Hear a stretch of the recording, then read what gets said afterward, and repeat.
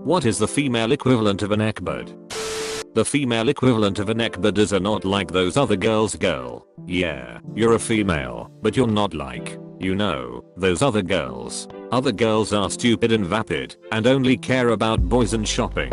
Other girls only watch Sex and the City, and their favorite activities are gossiping and stabbing each other in the back. Other girls are sluts who wear tacky clothes and too much makeup, and have no self-respect. You're not like that. You watch anime, subs only, of course, and play video games. You don't read Twilight or any of those shitty paranormal romance novels. You read comic books and a soyaf, which you liked before the show. Time, you'd rather fling yourself off an overpass than wear something jelly or pink. All your friends are guys, and they know you're one of them. You're one of the cool girls. You're smarter than all those ditzy popular girls, and that makes you better than them. You're a unique and special snowflake amongst a sea of clonner but other girls, and maybe, just maybe, one day some cute nerdy guy will see you for the cat you are, and be the derp to your derpina.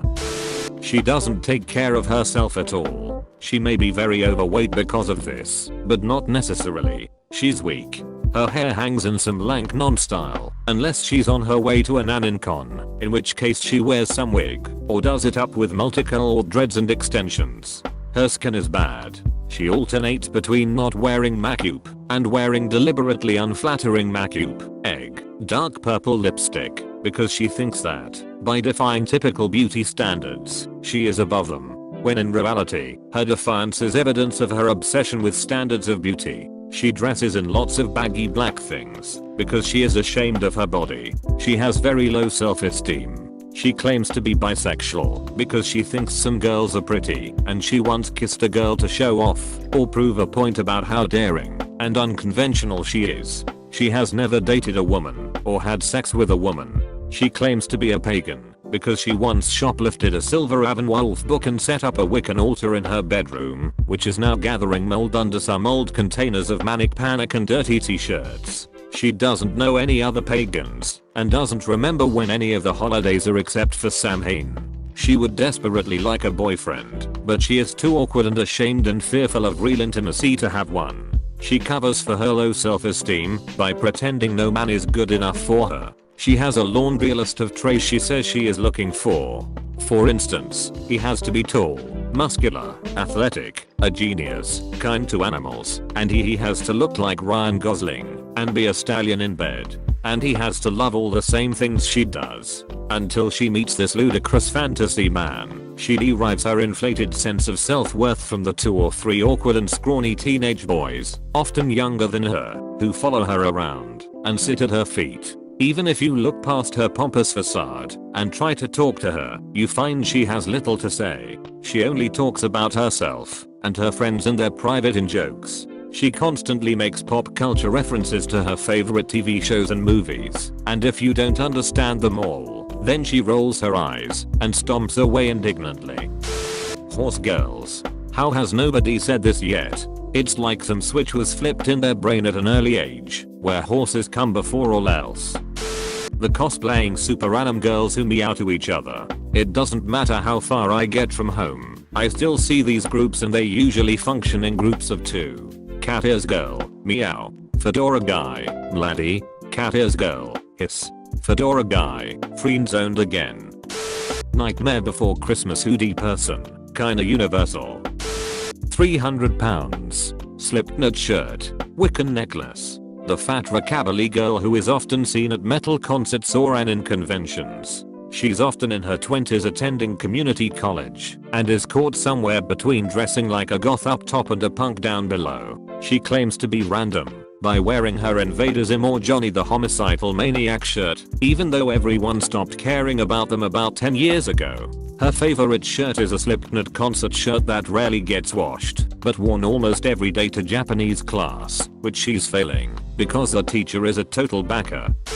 A backpack covered in pop culture pins, a Doctor Who t-shirt, and poorly dyed black hair. She complains that she has no friends that are girls, but also rants about how she's not like other chicks. I met a girl this weekend who proclaimed to me within the first 20 minutes of meeting her that she is a cow furry. She also made sure I was aware that she's a true feminist and doesn't even own a bra, nor has she shaved her legs since she was a trailhead high schooler. So, I do want to make a point that the girl in question was not completely socially retarded either. I actually had a decent conversation or two with her over the night, nor was she overly unattractive. Which, as I realize this, baffles me about as much as her open cowfreeism. She's actually a decent person with these really weird beliefs she apparently has to share with people upon meeting them. Those weird furry animeers. Let us not forget the intentionally awkward girl. A social justice warrior, otherkin, demisexual Tumblrina. Ah yes, the lady neckbeards, curtsying their skirts to all them lords, while they post their gifs on Tumblr, always complaining about how they get friend-zoned by guys who only care about looks, yet never go out of their way to interact with guys in any meaningful way. If you can't handle me at my worst, then you don't deserve me at my best. The pansexual genderqueer otherkin free bleeding weeaboo rad from he's woman of color all over Tumblr come to mind. Fat girls who think they are beautiful and that guys are shallow for not wanting to date them instead of those anorexic bitches. I have a friend that might fit, overweight, doesn't take care of herself, smells like button cigarettes, pansexual, or I forgot, Tumblr social justice warrior, will try to debate you in everything, which usually turns out to be a pushed lecture to which we live in a patriarchy and how women and LGBT have it the worst. I'm not saying I don't agree or anything, but can we talk about something else? Maybe she's just an asshole. I'm a librarian and I would have to say library science majors, females, are the weirdest bunch of people I have ever met. Who does with animal ears on the Murday, fangirling over everything, never left their dorms or apartments unless it was for class or for comic conventions. Some of the things that came out of their mouths were the strangest things. I almost changed my major because of all of the female neckbeards. Leather corset pushing the fat up to look like huge tits, which doesn't fool anyone. Frequently uses a British accent despite everyone visibly cringing. Sings louder than the radio, so people are forced to listen. Says things like thank goddess it's Friday and wears crystals to charge up her energy or some shit. Listens to Annie DeFranco and Tori Amos. Wears too much makeup and not well. Goes to LAN parties or magic tournaments because the ratio suits her. Well, think about it. Neckbeards are basically gross guys who pass judgment on girls even thought they themselves aren't trying to be desirable physically. The guy who wants a hot girl and has super high standards, probably to avoid having to try with girls, even though his personal standards for himself are zero.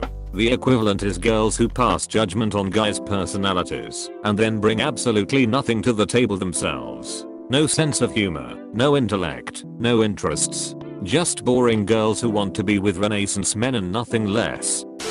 She's not like other girls, and she hates drama. She doesn't wear makeup because it's fake, and see also, not like other girls. She's super into Wicca and magic and often goes by Akasha Moonlight. She wears neckties over shirts and fingerless gloves. Tabletop RPGs are her weekly night out. She keeps offering to make her friends reusable cloth sanitary towels. She supports PETA when it suits her. She's celibate by choice because her anime crush isn't real and no one else measures up.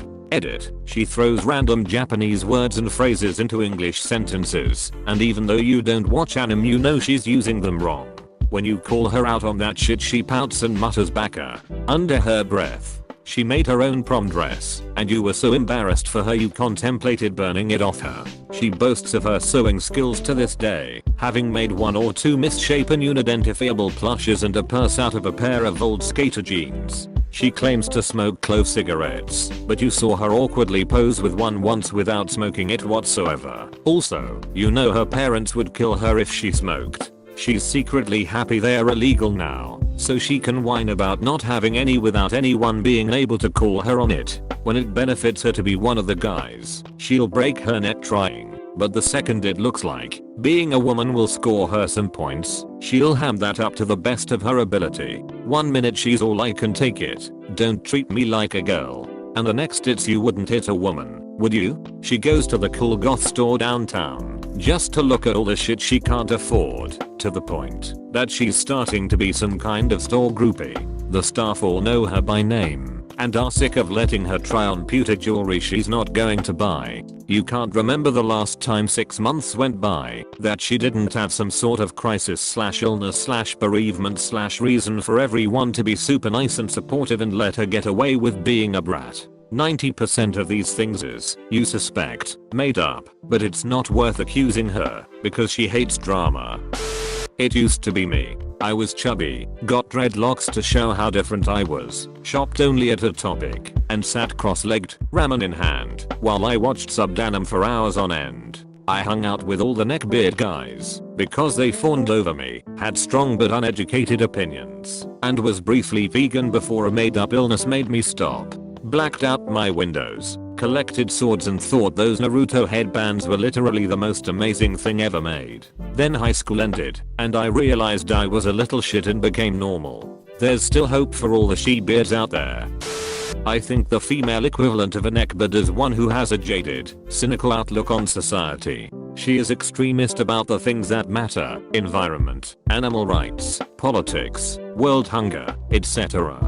Yet she is largely uninformed and spouting what she's recently read on social media. She is under the impression that all she does supports her beliefs and everything everyone else does is wrong and wasteful. She will constantly attempt to push her lifestyle on everyone she knows, then wonder why no one spends time with her.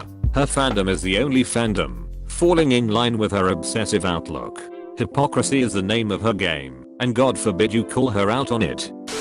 I have a Facebook friend through a hockey team. She knows what she's talking about when it comes to sports, but she fancies herself a little bit of a puck bunny, i.e. someone that chases after professional hockey players when she's about 50 pounds overweight and clingy as hell. She has a boyfriend that she talks about on Facebook, but he doesn't believe in Facebook and refers to him as himself because he doesn't want his identity on the grid. Maybe he's embarrassed of you or doesn't exist, so you had to cover your tracks. She posts on Facebook about her traditional values, cooking for her brothers, and her really boring nephews that she obsesses over. She has this obsession with things like real gentlemen treat women like this etc. because I think her version of men is Disney romanticized and not based in actual fact. She has a white knight friend who comments on her posts a lot like a puppy dog. She seems to ignore him because he's like a 4 or 5 in attractiveness about where she is, but she still thinks about hockey players she played volleyball with. I'm pretty sure she's single, goes to church all the time, and gets drunk with gay male friends about how nobody pays any attention to her.